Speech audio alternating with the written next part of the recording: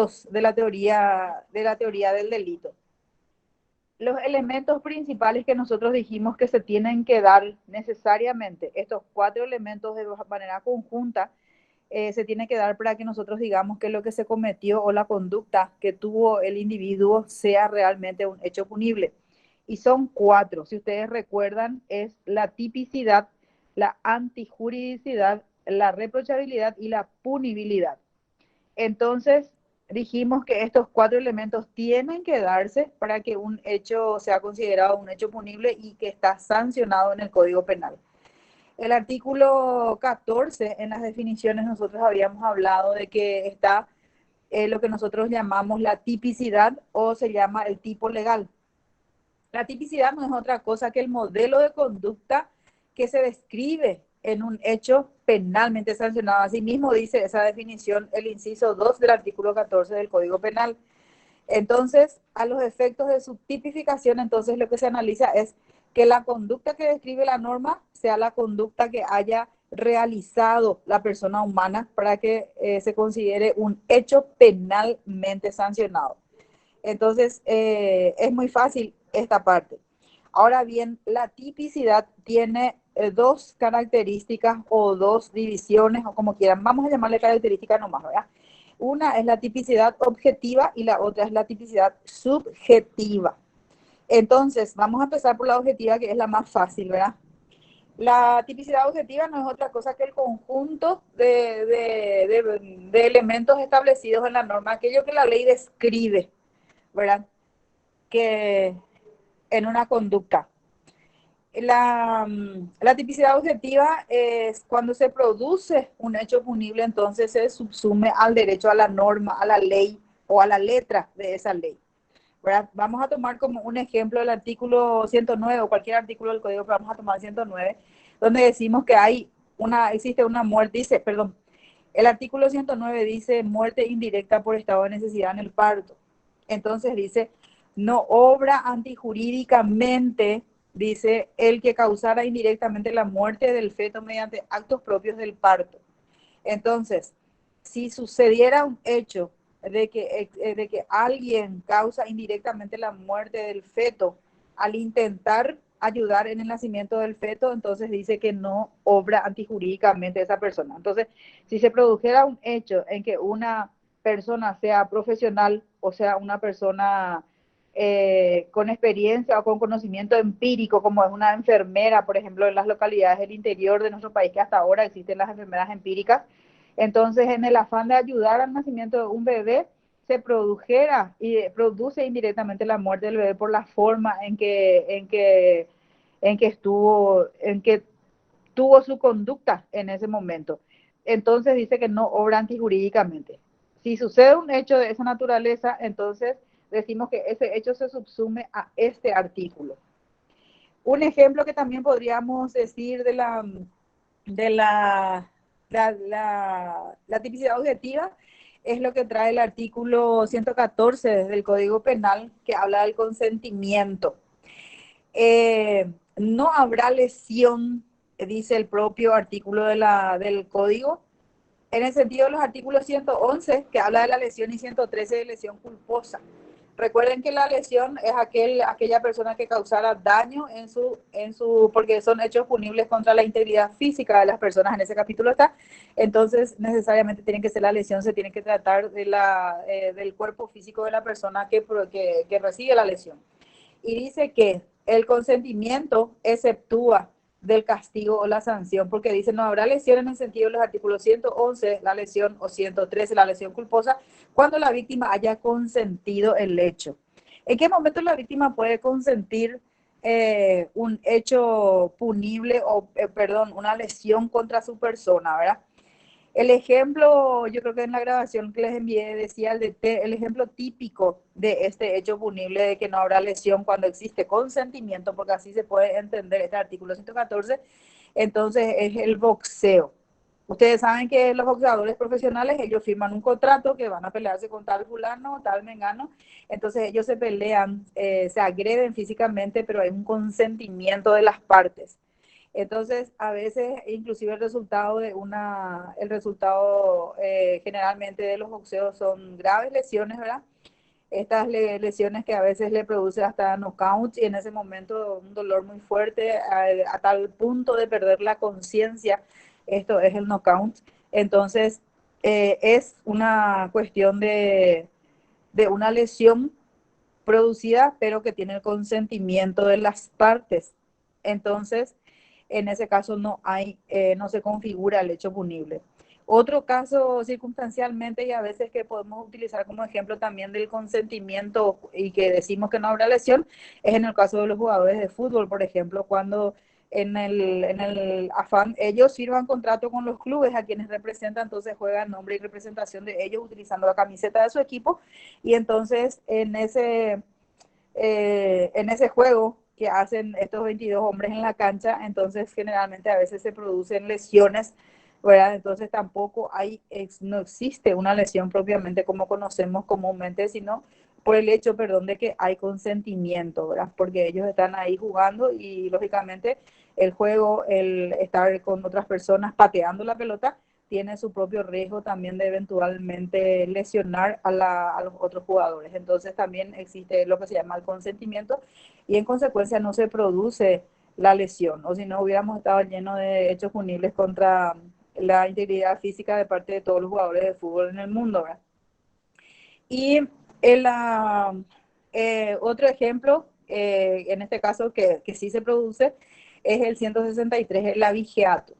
Dice el que hurtara una o más cabezas de ganado mayor o menor de un establecimiento rural, granja, quinta o casa de campo abierto será castigado con pena privativa de 10 años. Entonces, en el momento que la persona hurta, es decir, lleva a escondidas una o más cabezas de ganado, sea mayor o menor, o sea, puede ser una ovejita, como puede ser una vaca, o puede ser un toro que ha ganado exhibiciones en la Expo, por ejemplo, ¿verdad? Es lo mismo, ¿verdad? Por eso dice bien claro la norma, cabezas de ganado mayor o menor. Entonces se produce el hecho punible en ese momento, cuando alguien hurta, el hurto, la característica es la clandestinidad. Entonces, en ese sentido, dice que se sanciona esto y tiene 10 años de pena privativa de libertad, lo que significa, y esa es la pena base, lo que significa que es un hecho punible denominado crimen en nuestro sistema penal. Luego tenemos lo que nosotros conocemos en cuanto a la tipicidad objetiva. También no hay que olvidar de que nosotros decimos que hay una conducta. Esta conducta puede ser de omisión, de acción o de omisión. Como dijimos, ya los ejemplos que tenemos en el código son acciones, ¿verdad? Entonces, si ustedes tienen alguna pregunta, yo voy a después habilitar, o sea, va a habilitar su micrófono el que quiere preguntar y va a preguntar directamente. Entonces, la conducta tenemos nosotros que son acciones y omisiones. En el caso de acciones es lógicamente cuando se realiza algo y en el caso de omisiones es cuando estamos obligados y sin embargo no hacemos. No es la primera vez que yo digo esto en clase.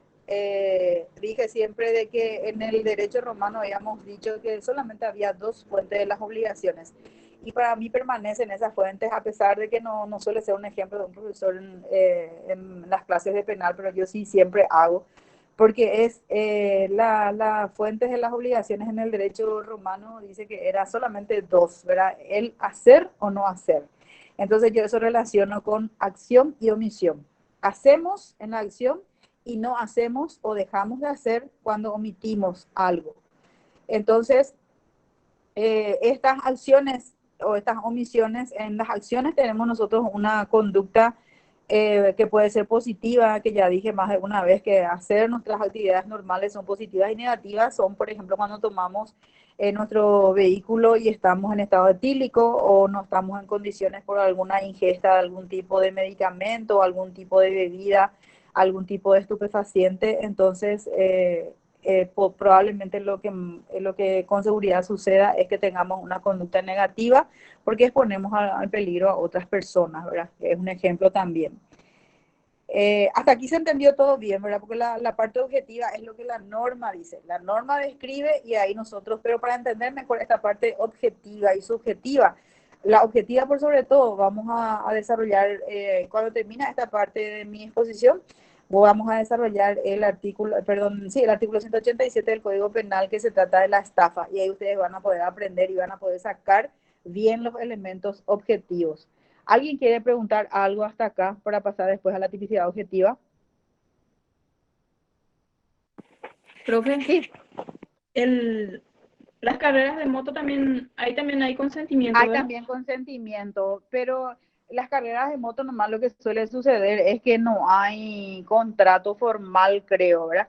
Porque el consentimiento pues también tiene que estar, a pesar de que hay muchos testigos, se puede pelear, pero también existe consentimiento. Todos los deportes o todos los hobbies en este caso sería, ¿verdad? Porque para mí no es un deporte el tema de la moto, porque es un peligro al inicio, luego de todo, ¿verdad? Entonces, cuando el consentimiento se pueda demostrar, es lógicamente no hay lesión como conocemos en la conducta, ¿verdad? Así mismo es. Bueno, gracias. Sí. ¿Alguna otra pregunta para pasar al otro punto?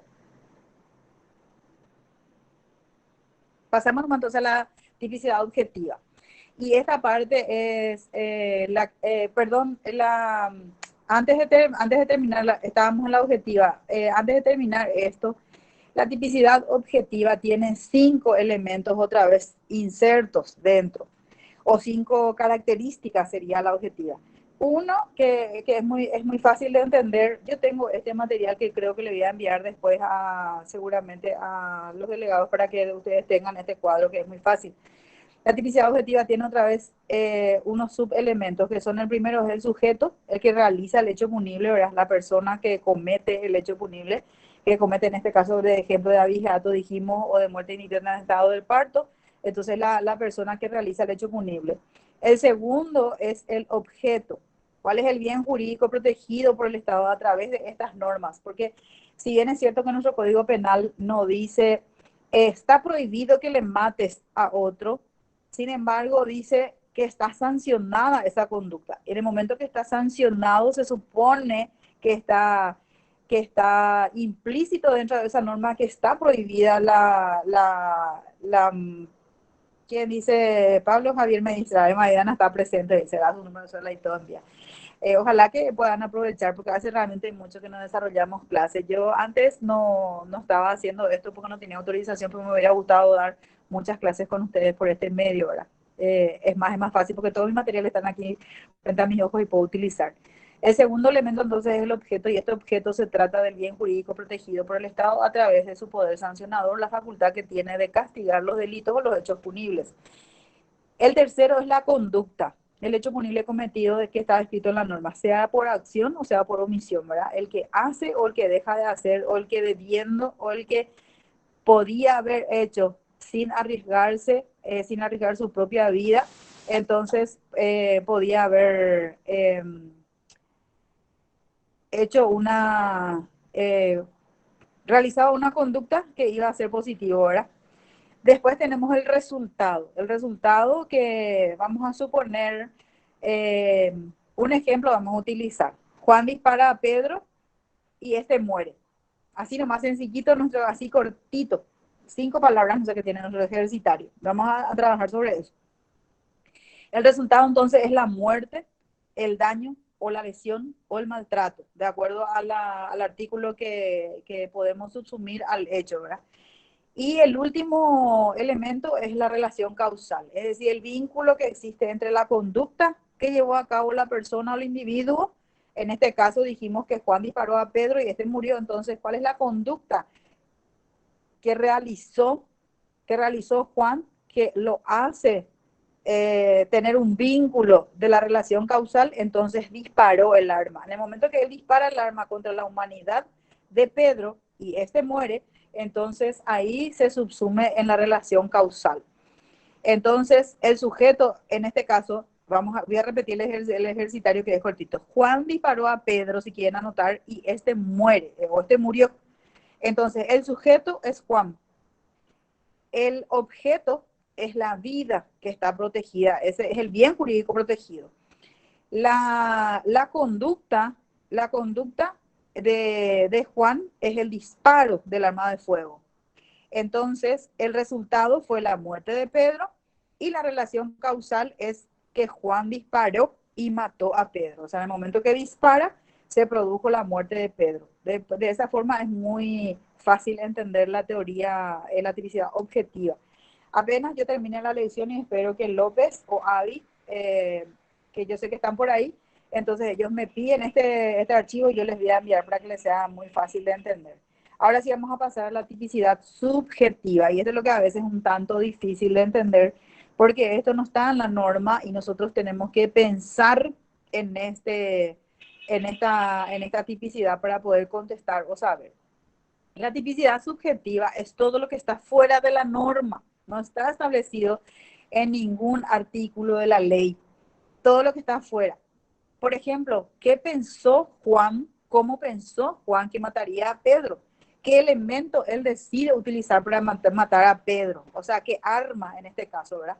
¿Cómo organizó la perpetración del hecho punible? O sea, ¿cómo él pensó? Voy a irme a su casa, le voy a agarrar la calle, voy a esperar que salga del trabajo, y todo eso hace la parte subjetiva del hecho.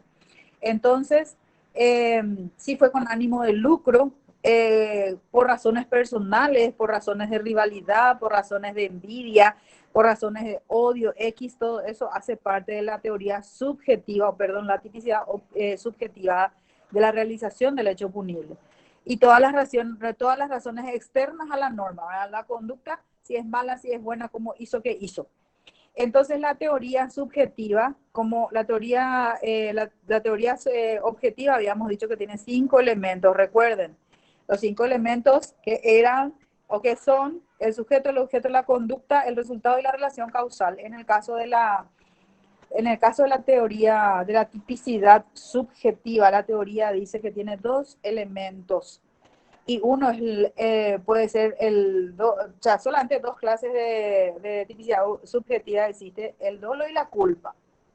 Entonces, el dolo en sí tiene otra vez 2 elementos. Uno es el cognoscitivo y el otro es el volitivo. El elemento cognoscitivo es claro y preciso porque dice que el autor conoce la estructura del dolo, es decir, él sabe que está mal y que estos elementos del tipo objetivo, es decir, que hay un riesgo de muerte, que él puede producir esa muerte, él sabe que es un hecho punible, sabe que está mal su conducta, no obstante lo cual él resuelve y decide llevar a cabo el hecho punible. Entonces, en el momento que él decide eso, aparece lo que se llama el elemento volitivo. El autor sabe que está mal el hecho que va a cometer, sin embargo, él dice, yo igual, no me importa si me llega a la cárcel, yo voy a matar a Pedro. Entonces se determina así. Él quiere el resultado, eso significa el volitivo. El pensamiento de él es que quiere la muerte de Pedro. Entonces, en el momento que él quiere la muerte de Pedro, él quiere ese resultado, aún sabiendo la diferencia que existe entre el bien y el mal. No obstante, él dice, teniendo este conocimiento claro, se determina y realiza el hecho punible. Entonces, él es una persona que le podemos sancionar, es una persona que tuvo la conducta que nosotros dijimos. Y la conducta, estamos hablando ahora, terminamos entonces de hablar de la tipicidad. Entonces, para que un hecho sea típico, lo primero que hay que tener en cuenta es que tiene que este modelo de tipicidad o esa conducta o eso que llevó a cabo, por eso que dice modelo de conducta, es decir, el que hurtara una o más cabezas de ganado, o dice el que matara a otro. Entonces ahí está un modelo de conducta. Ese es el modelo que dice el código que tiene que realizar la persona para que ese sea un hecho, dice, penalmente sancionado. Entonces, ese es el tipo legal. Y esa tipicidad, a su vez, para que se dé todos los elementos comprendidos dentro de eso, tiene que existir la tipicidad objetiva, que dijimos cuáles son, ¿verdad? Los elementos que tienen las características que tiene que haber un sujeto que realiza el hecho, un objeto protegido por la ley, en este caso el bien jurídico protegido, perdón, y nosotros tenemos, por ejemplo, en el homicidio tenemos el artículo 105, antes de eso dice hechos punibles contra la vida. Cuando dice hechos punibles contra la vida o contra la integridad física de las personas o contra la autonomía sexual de las personas, se refiere a que esos son las garantías que tiene el individuo, que esos bienes son protegidos por el Estado a través de estas sanciones penales, ¿verdad? Es decir, se protege su vida, se protege su integridad física, se protege su calidad de vida cuando, por ejemplo, encontramos los hechos punibles contra las bases naturales de la vida, el ensuciamiento del agua, que es uno de los primeros. Entonces, esas son las garantías que nos da el Estado a través de las normas, ¿verdad? En este caso es el bien jurídico protegido. La conducta, el resultado y el nexo causal que ya les expliqué muy fácilmente para que ustedes memoricen más o menos cuando Juan decide matar a Pedro, le dispara y le mata, ¿verdad? Entonces, ahora el segundo supuesto que se tiene que dar para que el hecho cometido por la persona sea punible, porque lo último al que vamos a llegar es la punibilidad. Entonces ya dijimos que es típico del hecho, conoce la persona, se exceptúa de la tipicidad en las personas, en este caso tenemos nosotros en la tipicidad objetiva. Se dio, vamos a suponer que se haya dado todo el caso, que alguien, que Juan le mató a Pedro, todo, nosotros decimos que es típico, es un hecho típico, nosotros vamos a asumir la norma, nosotros vamos a juzgar, vamos a procesarle a Juan por la muerte de Pedro, porque es un homicidio. Pero cuando nosotros decimos, cuando revisamos la parte objetiva es fácil, pero cuando revisamos la parte subjetiva podríamos decir de que había sido Juan, era una persona que tiene parcialmente o totalmente, pudiera ser también algún tipo de retraso mental. Entonces, él no tiene los dos elementos que debe tener la tipicidad, que son el elemento cognoscitivo, que es conocer que lo que hace está mal, y el elemento volitivo, que es el que, aún sabiendo que está mal y sabiendo la diferencia entre el bien y el mal, él igual se determina y lleva a cabo el hecho punible. Entonces, si estos dos elementos de la parte subjetiva no se dan, no puede ser entonces punible la conducta de Juan en la persona de Juan, porque Juan es un enajenado mental, porque Juan tiene capacidades especiales, etcétera, etcétera, pero eso se tiene que ver, tiene que tener la capacidad suficiente el agente fiscal, en este caso, en la investigación de un hecho punible, y entonces no puede ser sancionado. Si uno de los elementos, o la tipicidad, o la antijuridicidad, o la reprochabilidad, o la punibilidad no se pueden dar, entonces no sucedió es como si no hubiera sucedido el hecho punible. Ahora vamos a pasar al segundo elemento principal de la teoría del delito, que es la antijuridicidad. El mismo artículo 14, siempre de definiciones, dice que el hecho antijurídico es la conducta que cumpla con los presupuestos del tipo legal y que no esté amparada en una causa de justificación. Si ustedes tienen para anotar, me gustaría que anoten esto que a continuación voy a decir. ¿Alguien quiere hablar? ¿Alguien quiso hablar o no? Bueno, ante el silencio, entonces estimo que nadie quiere hablar. Un hecho descrito en la norma puede ser que no sea antijurídico. Ahora bien, ¿por qué? La propia norma, el artículo 14, inciso 4, dice dentro de su texto, dice con la conducta que cumpla con los presupuestos del tipo legal que no esté amparada por una causa de justificación. El artículo 19 del Código Penal dice, por eso es importante que anoten esto, ¿verdad? Entonces, leer el artículo 14 con inciso 4 y correlacionar entonces con el artículo 19, que es la legítima defensa. Recuerden ustedes que la legítima defensa está amparada. No está amparado la justicia por mano propia, por nuestro código ni por nuestra constitución, mucho menos, pero sí está garantizada la legítima defensa. Pero esta legítima defensa, según todo lo que se había dicho y discutido en el Parlamento Nacional, tiene que darse también ciertos elementos, y uno de ellos, lo principal, es la proporcionalidad. Es decir, si una persona me atacó con un palo o con un cuchillo, yo no puedo usar teóricamente en mi legítima defensa, no puedo utilizar un arma de fuego. A eso se refiere directamente, por ejemplo, la proporcionalidad. Y se tiene que demostrar también muchos elementos, como por ejemplo el haber reaccionado en el momento en que sucedió el hecho punible. No es que después de media hora o de 15 minutos yo me voy, me rebusco por mi arma en mi casa y salgo después a perseguir al delincuente, sino tiene que darse simultáneamente, tiene que ser el ataque, cuando le ataca a uno alguien que le va a hacer el daño o que está en peligro inminente en nuestra vida, en ese momento tiene que ser la defensa, no puede ser después. ¿Alguna pregunta? ¿Alguien parece que quiere hablar? Profe, Sí. si te ataca un tipo de 1,90 m, vas a tener que usar una pistola. No, pero la proporcionalidad arma, ay, perdón, habla del tipo de arma que se utiliza, el afán de la proporcionalidad, o sea, el espíritu, el entendimiento de ese elemento de proporcionalidad, justamente habla acerca de los elementos que se utilizan para agredir al otro, o para lesionar, o para poner en peligro la vida de otra persona, ¿verdad? No se puede utilizar otro tipo de arma, tiene que ser Porque proporcional. Y por ahí ya sobre no hay todo, y no olviden proporcionalidad. esto, no, ¿cómo? Ahí ya no hay proporcionalidad en la estatura. Pero hay una víctima. Pero vos me estás hablando solamente del metro del tipo, ¿verdad? Pero también hay veces que hay un ferotipo que no sabe pelear, le vuelve torpe y dice una mujercita de 1,60 le puede reventar. Bueno, pero la legítima defensa, recuerden ese caso que aconteció en Ciudad del Este, que este señor fue atacado en su casa y después él buscó su arma y le persiguió al malviviente, ¿recuerdan? Entonces la discusión en ese momento fue si fue o no en legítima defensa. Y la legítima defensa, su característica principal es que se da en el momento del hecho. No puedo yo después ir a hacer alguna, por más que qué sé yo, Huyo. le haya matado a mi hijo, qué sé yo, si yo me voy después a hacer justicia, no está contemplado en la defensa de mis actos por nuestro sistema procesal penal al menos.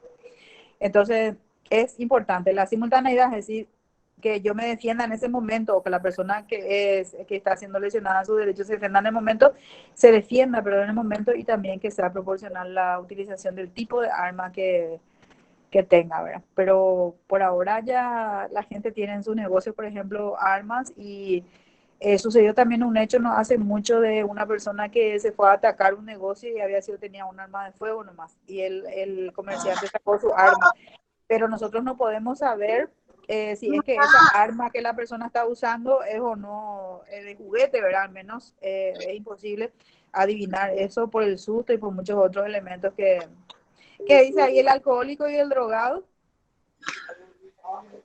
Profe. Eso también es todo un tema porque se tiene que ver si hasta qué grado tiene responsabilidad y lastimosamente el que está drogado teóricamente, o sea, científicamente no tiene supuestamente dominio de su persona, ¿verdad? Porque está bajo los efectos pero el tema de los drogados, o sea, el tema de personas que consumen drogas generalmente se le asocia mucho con los asaltos. Apaguen sus micrófonos, dice Juliana Venegas, y es cierto porque hacen un para nada. Bueno, y después el otro artículo que tienen que tener en cuenta también es el artículo 20, que es el estado de necesidad justificante, ¿verdad?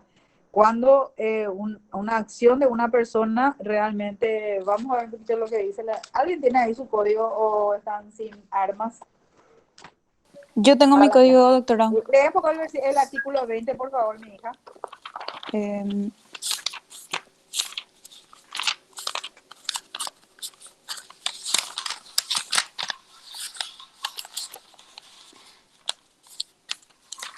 estado de legítima necesidad. Estado de necesidad. Estado de necesidad. Sí.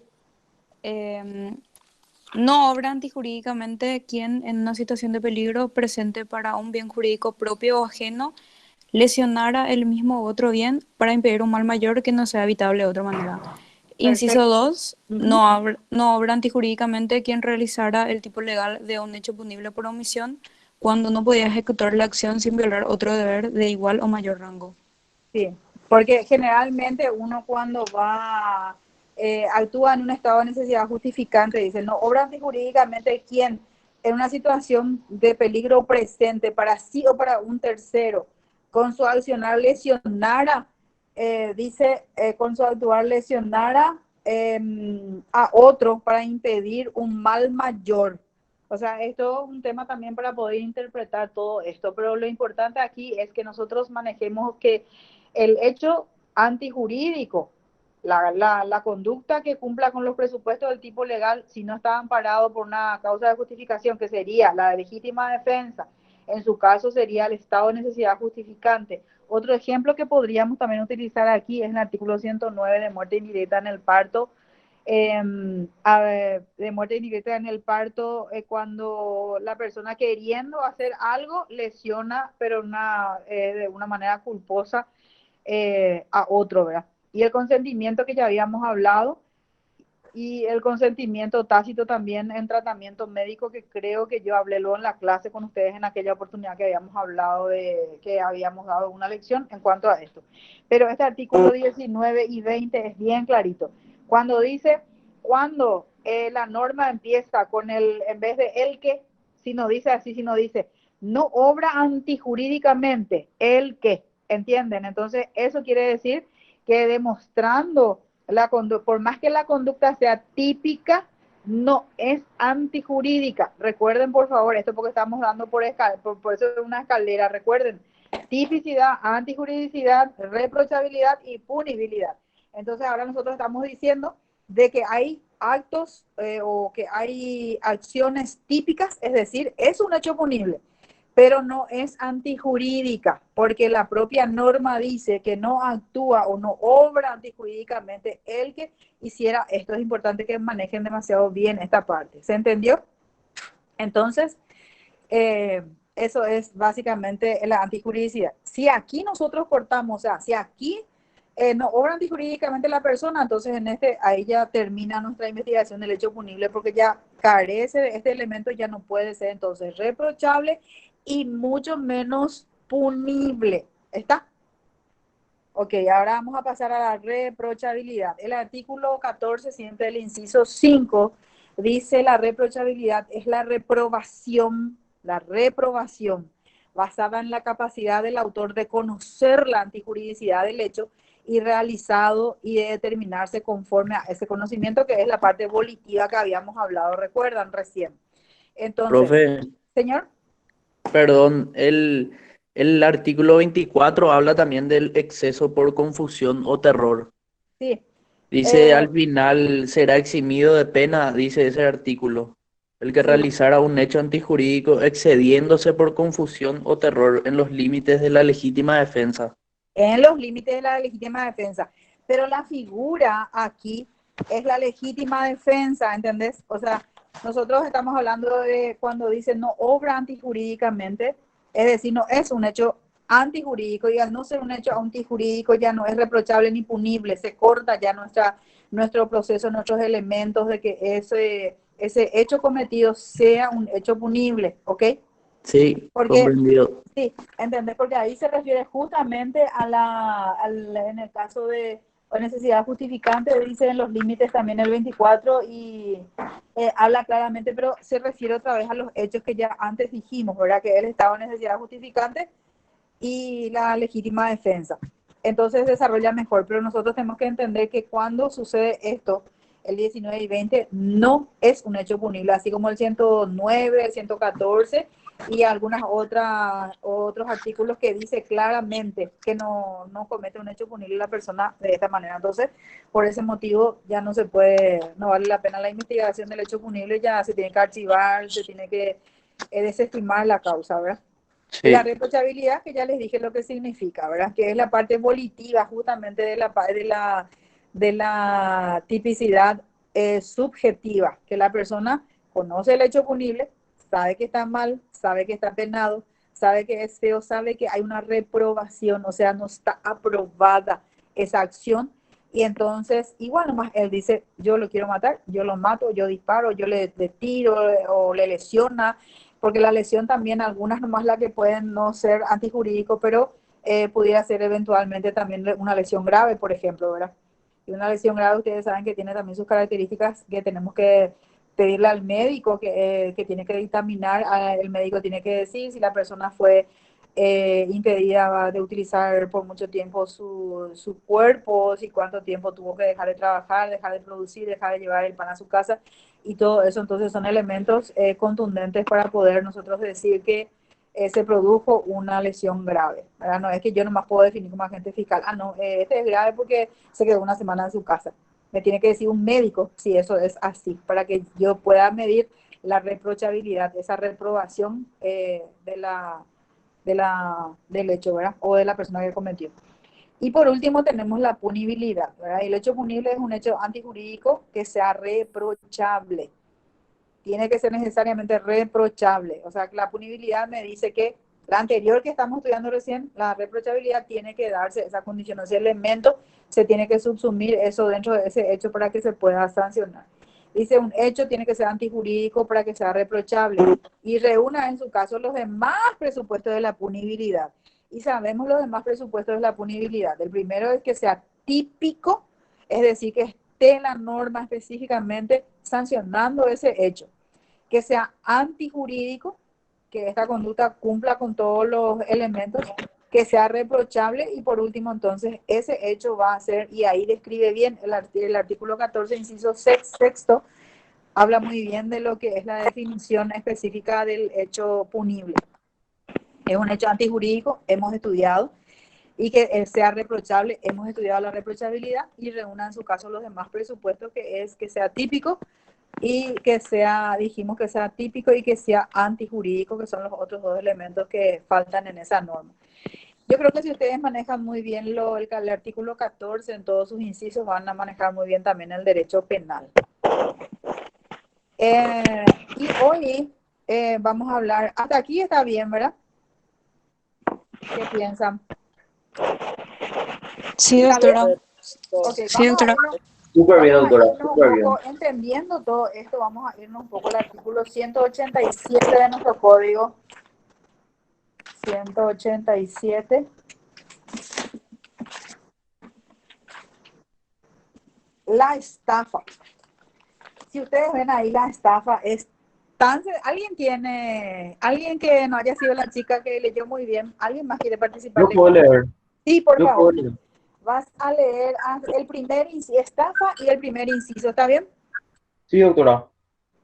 Estafa. Inciso primero. El que con la intención de obtener para sí o para un tercero un beneficio patrimonial indebido y mediante declaración falsa sobre un hecho, produjera en otro un error que le indujera a disponer de todo o parte de su patrimonio, o el de un tercero a quien represente y con ello causara un perjuicio patrimonial para sí mismo o para éste, será castigado con pena privativa de libertad de hasta 5 años o con multa. Ok. Lo primero que vamos a sacar, gracias, ¿cómo es tu nombre? Denis García, doctora. Denis García, muy bien, gracias Denis. Entonces, lo primero que vamos a sacar de esto es la última parte. Vamos a empezar como la gente generalmente se acostumbra a leer el diario, por atrás, ¿verdad? De hacia atrás. Entonces, Alejandro Romero, gracias, Chapacé. ¿Qué es Chapacé? Yo justo leí ese. Me están distrayendo. Chapacé no es un equipo, un grupo que... Ah, su apodo. Ah, No es perdón. mi apodo, doctora, Ok. está jodiendo, creo. O vos sos cantante de ese, porque hay un Chapacé. Ay, no, no es que estoy tan atrasada. Sí, Bueno, profe, sí. él canta con Chapacé. Bueno, entonces, según lo que leyó el compañero Denis, lo primero que vamos a decir es que es hasta 5 años o multa. Entonces, ¿cuál es nuestra pena base? ¿Qué tipo de hecho punible entonces es? 5 años de delito. Delito, muy bien. La chica dijo muy bien, no sé quién es. Entonces, es un delito. ¿Ok? Después va a tener agravantes y atenuantes, pero como pena base, entonces dice 5 años es considerado delito. Entonces dice que la estafa es el que con la intención de obtener para sí o para un tercero un beneficio patrimonial indebido. Y atiendan bien esta palabra que viene a continuación. Mediante declaración falsa sobre un hecho. Dos palabras. Mediante y hecho. Mediante declaración falsa sobre un hecho y produce en un tercero, en otro, un error, dice que le indujera a disponer de todo o parte de su patrimonio y con ello causa un perjuicio lógicamente patrimonial, ¿verdad? Entonces, nosotros podemos decir que hay en principio, cuatro elementos objetivos en la estafa. Y esto anoten, porque esto puede ser, les voy a decir ya voy a poner en el examen. Así que anoten. El que no vino hoy se jodió, ¿verdad? El que no vino a su teléfono en esta reunión. El elemento objetivo, el primero, el requisito, bien lo dice, una declaración falsa. Ese es el primer elemento objetivo porque la norma ya describe. Tiene que existir una declaración falsa. Segundo, el error, es decir, se le tiene que inducir al error a la persona que es estafada. El tercero es la disposición patrimonial, es decir, que le obligue, dice, a disponer en parte o el total de su patrimonio. Y el otro elemento es objetivo, es el perjuicio patrimonial. Entonces, a través de una declaración falsa, le induce a la persona al error para disponer de su bien patrimonial, de su dinero, de sus recursos, de su casa, de su auto, de su moto, cuáles que quiera que fuera su disposición patrimonial, porque hace parte de su... ¿Qué es el patrimonio? Antes de continuar, el patrimonio es todo lo que la persona, el conjunto de bienes que la persona tiene. Entonces, ese patrimonio puede ser cualquier cosa que sea suyo. Es decir, un vehículo, puede ser una ladera, puede ser una cocina, puede ser un aire acondicionado, puede ser su propia casa. Entonces, la persona que hace una declaración falsa le induce al error para que disponga de ese patrimonio, es decir, de esos bienes que él tiene, y le causa con esto un perjuicio patrimonial, dice la norma. Entonces, otra cosa que es muy interesante que dice el artículo 187, dice, el que mediante declaración falsa sobre un hecho produjera en otro un error. ¿Cuál es un sinónimo inmediato del error que sea más fácil de entender? Cualquiera puede contestar. Con E empieza la palabra. Ah. ¿Qué es lo que nosotros decimos que mediante declaración falsa sobre un hecho produjera en otro un error? Engaño. Así mismo, el engaño, lo engaña. Porque dice el que mediante declara falsamente sobre un hecho y produce en el otro, un error. Entonces, le engaña. El engaño es la característica también de la estafa.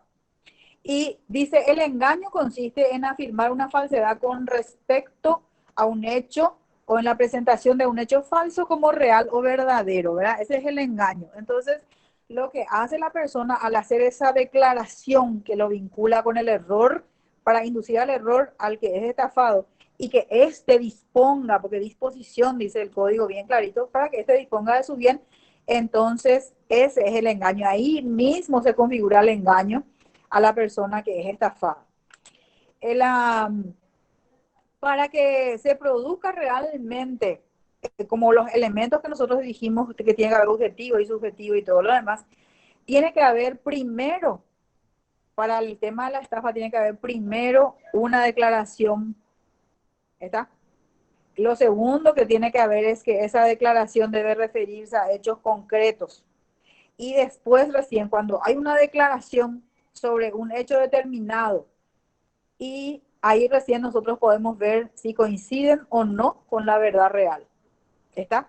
Por eso que es muy interesante esta estafa y sus características objetivas, ¿verdad? La declaración también puede ser de ciertas maneras, ¿verdad? La declaración puede ser de forma expresa, así como puede ser de forma concluyente, es decir, que dentro de esa declaración que hizo para inducir al error a la persona, a lo mejor implícitamente se pudo haber entendido la cosa. No es que precisamente fue expresa la declaración de la persona. O sea, es muy importante también tener en cuenta esto. Y en todo el hecho, entonces, en todo acontecimiento del presente o del pasado se ha entrado en un mundo real y en el mundo de ser, y por lo tanto es accesible a la prueba. Si es que se produjo un hecho, siempre hay modo de comprobar, se quiere decir, eso que recién dije así, citando muchas cosas. Entonces, cuando se produce un hecho, siempre puede ser probable, es decir, probado, perdón, no probable, sino probado.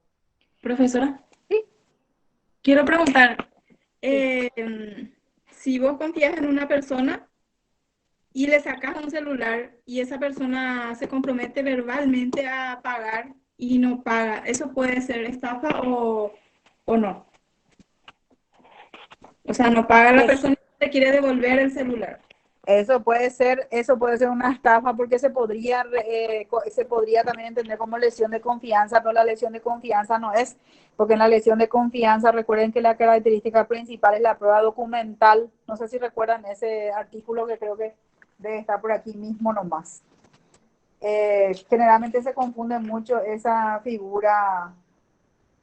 eh, la lesión de confianza, pues dice el que mediante un contrato Sí. o un documento, acá está, el que en base a una ley, una resolución administrativa o un contrato haya asumido la obligación de proteger. Entonces, en ese caso, se va a producir, según lo que vos decís, se va a producir una estafa debido a que no hay un documento que demuestre lo que la víctima supuestamente en este caso, sí ya leí el artículo 192, Abigail Salas.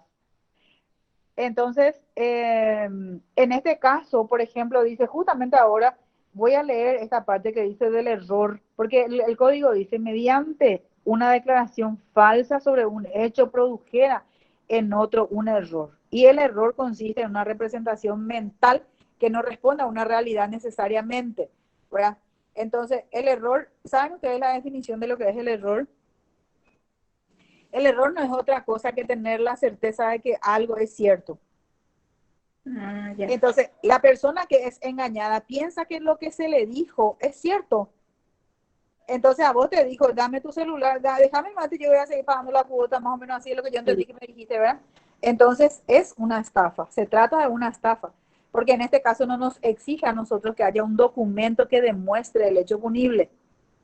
En tanto que en la lesión de confianza, expresamente la propia norma dice, una ley, un decreto, una resolución o un contrato dice cuáles son los documentos que se tienen que utilizar para demostrar que se produjo efectivamente ese hecho punible.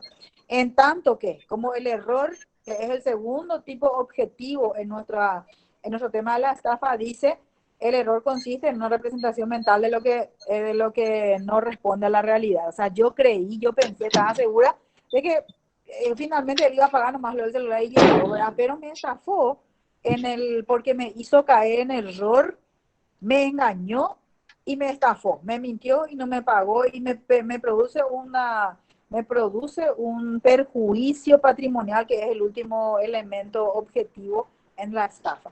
Y te deja con la duda también. Y te deja, y claro, así mismo.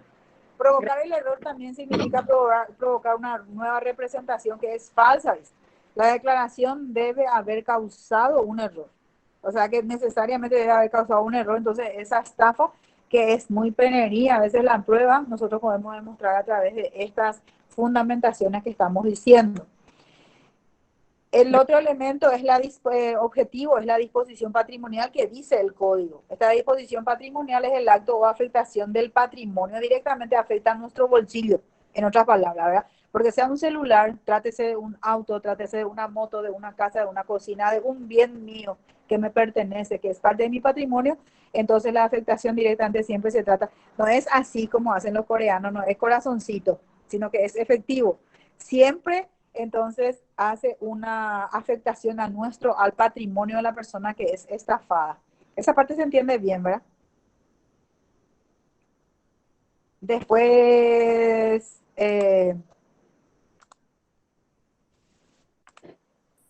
está, Profe, señor. o sea, un claro ejemplo de estafa sería eso que te dicen, que ganaste, o sea, la otra vez vi que le envió un mensaje de texto y que le dijo, ganaste 200 millones, no sé qué tanto le dijo, y que tenía Ah, para recibir eso tenía que girar 200.000 guaraníes a ese número, ¿verdad? Eso así, sería un... así mismo, ahí hubo una declaración porque le dijo, te ganaste un tal cosa, ¿verdad? Sí, Y le indujo al error para que la persona piense que efectivamente él fue sorteado y que ganó, ¿verdad? sí. Que es a la 10ª potencia. Y después también hubo un daño, un perjuicio patrimonial porque le dijo depositar tanto para que te hagamos, y es lo que generalmente se hace rápidamente y mucha gente aún que hay noticias, aún cuando se les enseña a veces a los adultos mayores, por ejemplo, le dijiste no vaya que hacer esto mamá o no vaya que hacer esto papá, igual ellos se desesperan, le asustan y hacen el depósito, hacen el giro que se les pide, ¿verdad? Entonces afecta directamente nuestro bolsillo. Después, también puede ser, aparte de que directamente sea, por ejemplo, un dinero en efectivo o un bien que directamente pueda transferir, la entrega de una posesión. Aquí, por ejemplo, en la clase que yo preparé dice claramente, vamos a volver al ejemplo de la compañera que había hablado, dice la entrega de la posesión o la tenencia física de alguna cosa. Ustedes saben, por ejemplo, de que la posesión para algunos casos, para algunos bienes o para parte del patrimonio, la posesión representa título. ¿Escuchaban ya decir eso alguna vez? Sí, profe. Por ejemplo, si yo tengo un teléfono celular, nadie puede decir que es de Avi, sino que es mío porque yo tengo la posesión de la cosa o la tendencia física de eso que es un patrimonio, ¿verdad? Un teléfono celular que yo tengo en mi mano, que es mi teléfono, se presume que es mío. Por eso dice que la posesión representa título en estos casos, porque eso no es como un inmueble. O si yo, por ejemplo, estuviera en un auto manejando, la gente automáticamente piensa que es mi auto. No hace falta que yo le demuestre que no es mi auto, porque la posesión o la tenencia física de eso representa título, representa que es mío. ¿Ok? Entonces, de repente también puede ser el acto de disposición o afectación de nuestro patrimonio, puede ser, por ejemplo, cumplir una obligación también, ¿verdad? Qué sé yo, que perjudique.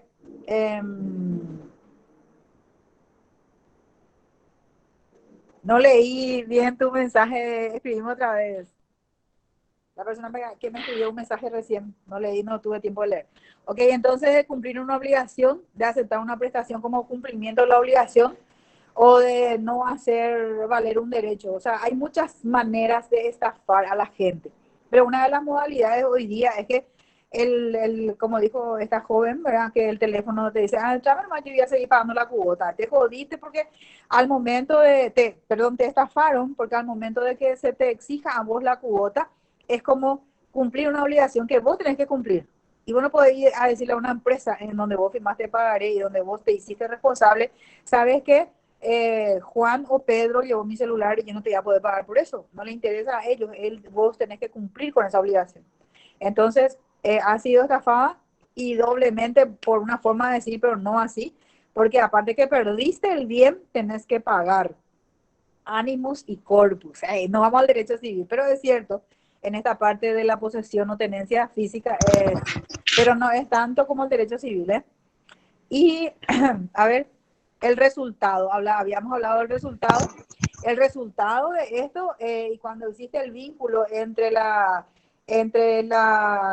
relación y el resultado, entonces es el hecho de que se disminuye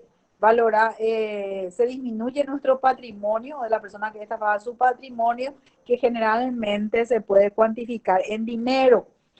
Y recuerden que el patrimonio es el conjunto de todos los bienes que la persona posee. Entonces el perjuicio se ve, el impacto que tiene es en la disminución de sus bienes, ¿verdad? Puede ser dinero o puede ser algún bien mueble, en este caso que sería el celular.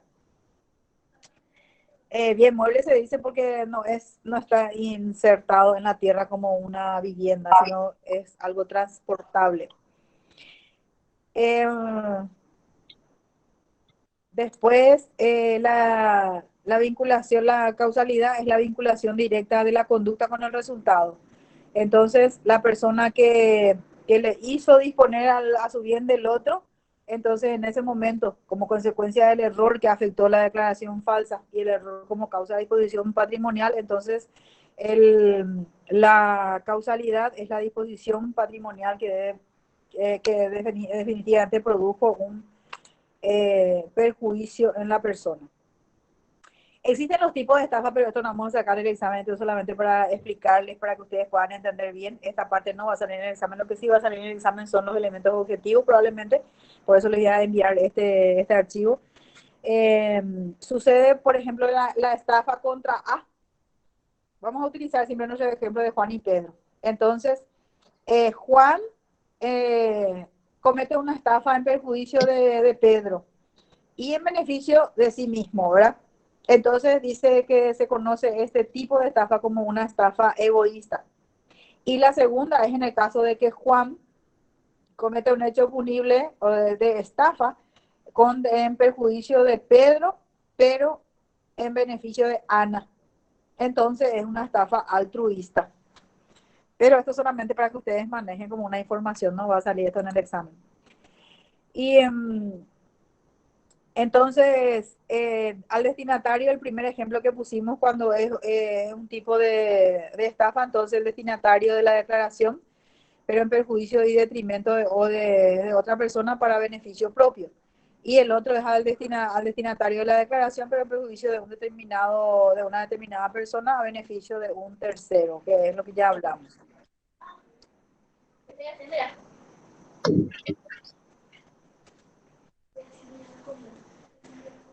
Y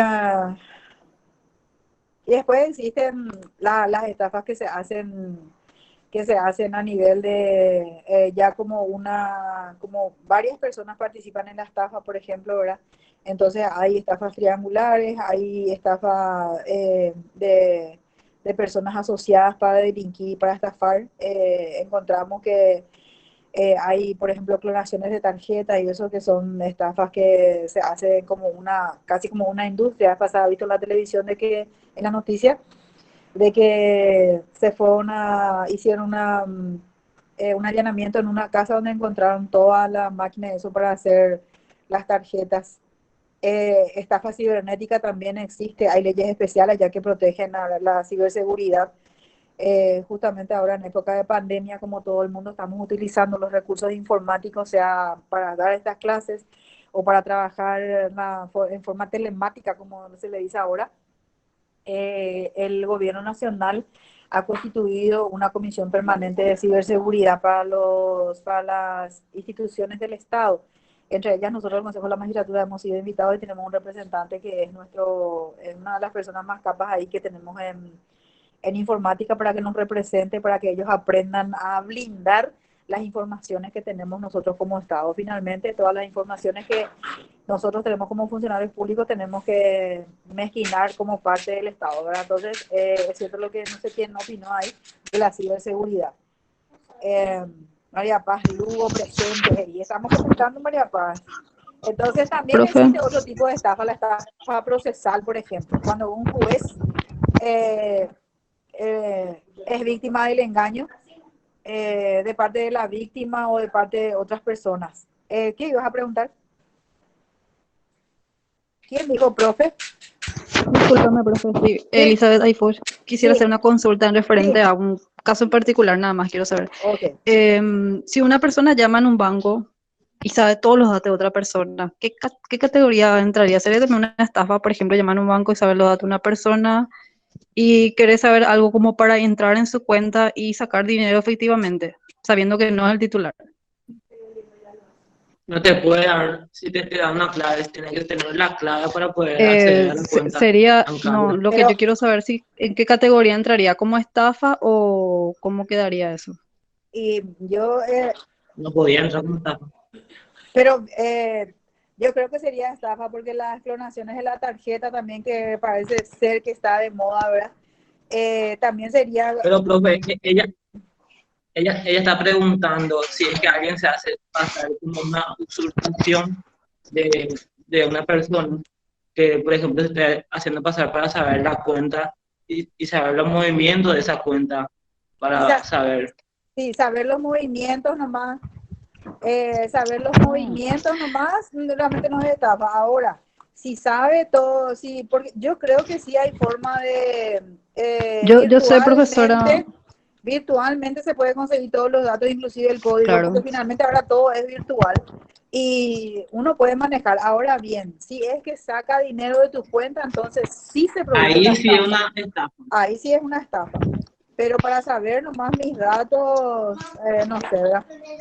A lo mejor soy irresistible y te Claro, quiero investigar, pero si es que te produce, o sea, todo eso que vos dijiste, mencionaste, y además tiene que haber un perjuicio patrimonial para que se dé la estafa. Y sería estafa para mí, de mi punto de vista, sería Para, directamente una estafa. sí, para mí, como usted dice, es una estafa porque de hecho que ya pasó ya, ¿verdad? Y Sí, la persona sabía todo y prácticamente era imposible darse cuenta de que no era el titular hasta que pasó eso.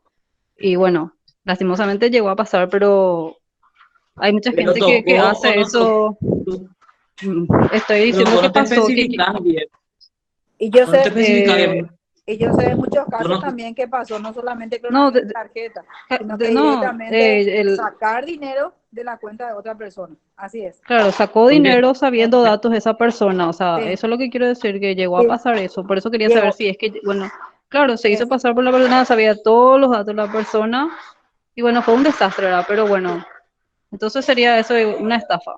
así Eso es lo mismo. que quería saber, si cómo quedaría catalogado. Es una estafa por el perjuicio que causó y por las características también. En este caso, el engaño, lo que pudiera invertirse de ubicación, porque no le engañó directamente a la persona, sino a la banca. O sea, al banco le Claro, engañó claro, para que porque, pueda obtener lucro. claro, así mismo le engañó a la banca, porque cuando vos sabés todos los datos de esa persona, es como será que sos esa persona porque no le estás viendo, ¿verdad? Pero bueno, después ya con seguridad informática se ve todos esos detalles también para que no Así vuelva a mismo. pasar. pero, Y pero ese tipo puedo de opinar, estafa, la única diferencia sería que ese tipo de estafa, porque es a través de la banca web y todo lo demás, está encargado, hay una unidad especializada de delitos informáticos del Ministerio Público, entonces ellos entienden esa causa por las características que reúnen, porque no solamente produce un daño patrimonial, un engaño, una declaración, sino que afecta la parte de la ciberseguridad.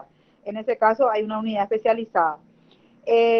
También nosotros tuvimos caso de una época que estaba suspendida, nosotros que cobramos por el BNF, teníamos suspendido poder entrar en la página porque por seguridad evitaron ellos, porque creo que hubo una olada así de personas que estaban entrando en las cuentas, como acaba de decir la compañera, y nosotros fuimos notificados de que no podíamos ver por eso nuestro saldo ni nada a través de la web por seguridad. Porque si yo entro en el sistema utilizando mi código, entonces inmediatamente ellos detectan y hacen lo que se llama hackean la Sí. cuenta y por eso pueden también retirar dinero porque saben todos tus datos, como Cla- dijo ella. claro, fue en Así ese es. tiempo justamente lo que sucedió, lo que Sí, quería saber, como qué carátula darle a ese. sí, yo recuerdo que fue así, no, hace más o menos 2 años por ahí, ¿verdad? No sé, rápido lo pasa el tiempo. Mm, Pero algo entre profe, 2018 más o menos fue. ¿Sí? yo te voy a decir una cosa, Sí. en esa época la transferencia, por ejemplo, si vos querés hacer una transferencia a otro país, Estados Unidos o demás país, vos tenés que dar sí o sí tu billetera, ¿no? La, la contraseña para que puedas saber en qué estado está tu cuenta. Si, tipo, no le vas a dar una clave, porque te da una clave para que vos puedas hacer la transferencia en 24 horas. Por ejemplo, Uh-huh. otra persona no puede entrar a mover tu dinero sin esa clave. Sí, pero todo eso consiguen. En serio, por eso hubo un problema por seguridad. Yo, por ejemplo, si acá yo en Paraguay hago operaciones con mi tarjeta, si aquí en Paraguay yo hago con mi tarjeta las operaciones, yo no tengo un problema, nunca yo Porque recibo yo, por dinero. ejemplo, trabajo con China, Ecuador, y mi tío trabaja y por el tema de la moneda Bitcoin Uh-huh. y, y trabaja mucho así con la transferencia eso del banco, pero hasta hoy en día todavía no se les jodió. Yo, por ejemplo, cuando me fui a los Estados Unidos, retiré, o sea, cuando yo acá hago operación, retiro la plata o pago lo que sea, nunca yo recibo mensajes. Y está siendo muy efectivo el sistema de ahora de acá del banco del BNF, porque yo retiré dinero del cajero allá en los Estados Unidos, retiré plata y en el acto, pero increíble es, yo cuando saco del cajero el dinero, automáticamente me llegó a mi WhatsApp, porque por WhatsApp me llega, porque seguramente ellos piensan que no voy a tener acceso a mensajes de texto, entonces me llegó en el momento de que usted ha retirado en el cajero tal en los Estados Unidos, en Norteamérica, no sé, por favor confirmar este mensaje. así te sale. O sea que es también una forma de seguridad que tienen los bancos ahora, o sea, BNF fue así. Y es interesante todo eso, pero es un mundo aparte. Ahí me hicieron una pregunta porque yo mi idea era tener una hora de clase y ya pasamos 10 minutos casi, me parece súper bueno. Pero un alumno ahí me hizo una consulta. No entendí, o sea, en realidad no, una consulta, un comentario, me dijo, no entendí cómo va a ser cómo va a ser la pregunta de estafa. Y saben cómo, por ejemplo, yo plantearía algunas preguntas que no sean así de la estafa propiamente, pero sí por elementos, por ejemplo, los elementos objetivos, la estafa tiene como elementos objetivos y yo puedo citar declaración falsa, error, disposición patrimonial, perjuicio patrimonial y puedo poner una cascarita, una más o enfrente, en el medio, atrás, no sé, ¿verdad? Y hacer tres opciones nomás les voy a hacer, no voy a hacer ni tres, ni cuatro, ni cinco, como se hace, tres opciones nomás va a hacer porque van a hacer 20 preguntas para no perjudicarles, o sea, si se equivocaran solamente un error tendrían. Entonces voy a hacer 20 preguntas y, por ejemplo, se podría plantear de esta manera que les dije, ¿verdad? Va a ser cortito el enunciado. Entonces, diría yo, los elementos objetivos de la estafa serían tales y cuales, ¿verdad? Y citar, por ejemplo, ¿verdad? O cuál es la característica de la estafa, y ahí ustedes me tienen que contestar cuáles son, ¿verdad? El engaño, el error, la disposición de dinero, se puede presentar así como interesante y comúnmente. Los elementos subjetivos también de la estafa dice que es el dolo, el ser consciente de la existencia del patrimonio de un tercero. El segundo sería que afirma falsamente un hecho y que esa circunstancia produce un error en el tercero y dispone de su patrimonio. Y el tercero sería representar el perjuicio, pero es casi igual a lo que ya dijimos luego en principio. Pero el elemento subjetivo sería, un elemento subjetivo de la estafa sería, por ejemplo, el ánimo de lucro, porque eso no está en el código, no dice que la persona tiene intención de tener plata o de sacarle plata, no dice ánimo de lucro, pero sin embargo, por eso es un elemento subjetivo, ¿verdad? El ánimo de lucro. Es la tendencia subjetiva del autor dirigida a la obtención de una ventaja patrimonial, en este caso para sí o para un tercero. O sea que un elemento, pueden anotar eso subjetivo, el elemento subjetivo adicional, entonces el ánimo de lucro podría ser. Pero no le vamos a complicar la existencia, no se preocupen por eso. ¿Hay alguna otra, algún otro, de los funcionarios públicos yo quería hablarles, pero creo que funcionario público, artículo 300, no, eso no entra todavía. Vamos a la siguiente clase, vamos a dar esto muy bien para el segundo parcial, porque ahora entra del artículo 105 al artículo 212. Yo lo que les recomiendo a ustedes que lean bien su código, directamente estudien del código, no se distraigan en nada más, porque todo lo que nosotros vamos a sacar tiene que ser del código. No se olviden de leer el artículo 14, que son las definiciones, y dentro del artículo 14 ya van a saber ustedes cuáles son los 19 y 20, que es muy fácil de recordar. Y la estafa, la lesión de confianza, también yo eventualmente puedo hacer la pregunta siguiente: ¿cuáles son las características de la estafa y de la lesión de confianza? Recuerden que la lesión de confianza describe que tiene que ser prueba documental, no se olviden de eso. Entonces, ¿alguna pregunta más para el examen o que quieran? Porque dentro de minutos ya vamos a cortar la clase.